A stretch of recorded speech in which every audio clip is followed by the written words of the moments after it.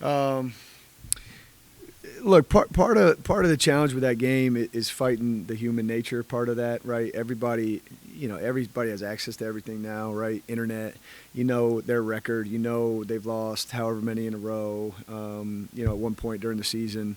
So my job is to try to fight that with our group and help them understand like they're not, that is not a dead team. Like, she is coaching them up through and through, and if you don't come to play, you could end up with a real sour result. So I give her a lot of credit. I think it's really hard to coach a team with their record, and I think her last 3 games especially, I mean, they're fighting. So I was proud of how our backs went right against the wall and we responded.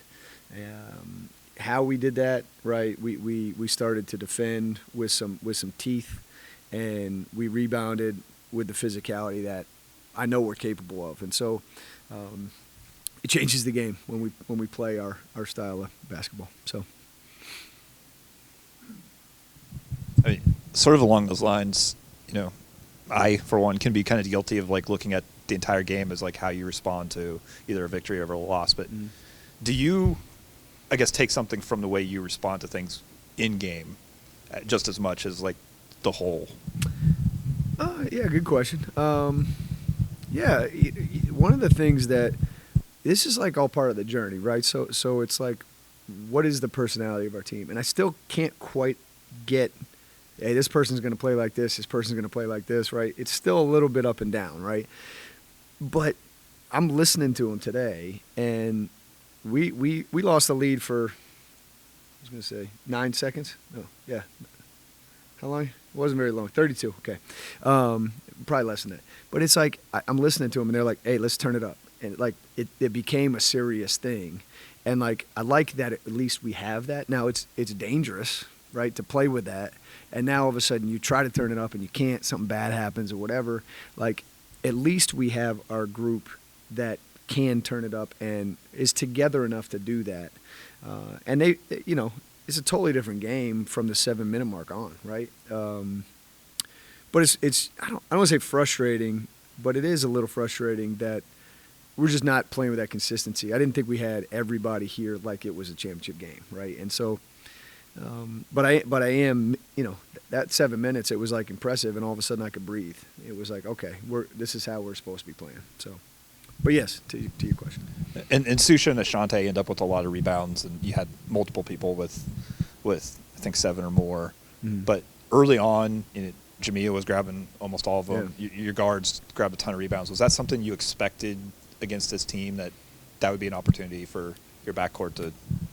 Yeah, I didn't necessarily say backcourt, but I just thought like we're a better rebounding team than them. They don't. Kiara, what is her last name? Not on the roster anymore. Anyway, they didn't have like the physical bigs that some of these Sun Belt teams had. So I thought, they play 4 guards. That was a matchup problem for us: Leggett, Simmons, Rozier, and Thompson, right? So I was like, we should be able to put a 20-piece on them rebounding wise. But it's not any different than any other game plan, is what I'll tell you. And I was proud of me. I praised her at halftime. I said, look, you're 0 for 5, but you got 7 rebounds. And I thought you're rotating to help well. I thought you were in the right position a lot on the defensive end. So, like, I was good. I was good with her, and I wanted her to understand it, because I think naturally her and others, they evaluate themselves on shots, right? And it's not how you should do it. I heard Billy Donovan say it, 95% of the game you play without the ball in your hands. And so, all right, so you're doing a good job, even though you're 0 for 5. And so it wasn't necessarily just the backcourt. It was everybody. Heaven had a double-double tonight. Can you kind of speak to how she's assimilated in her time here and what kind of effect she's had on the squad? Yeah, she is a what do you call it? Catalyst. She is a catalyst, man. She affects the game no matter what when she's in. And so I thought it took her a little while to get going today, but huge difference maker in the 4th down the stretch. And the only reason I took her out, I just thought she got a little tired. But 10 and 10 on a kind of quiet day, right? And so I just think her progression, and I've said this before, is like it's not over, right? We're going to keep taking steps forward, and I think, I talked to her at halftime a little bit about like I want you to dominate. Like you can dominate. You have all the tools to dominate, and so hopefully she took that and ran with it a little bit, but took her a second to get going. What do you think it says about your team just having multiple players who can score down the stretch, and not even just your starters, players off the bench as well, just having kind of really the whole roster be able to go get their own down the stretch? Well, there's a positive and a negative to that, right? The positive is you don't know where we're going to hit you, right? And that's the fun part because it's P.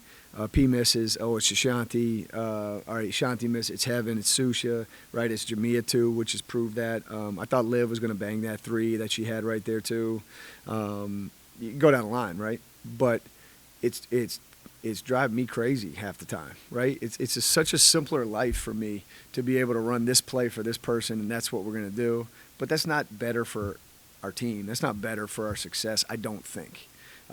So I think sharing the ball, 19 assists, it's like how you really want to play. And I think the best teams, in my estimation, share the ball like we have, and we can share the ball. So I think that's a positive. Even though it drives me crazy sometimes, it's a positive.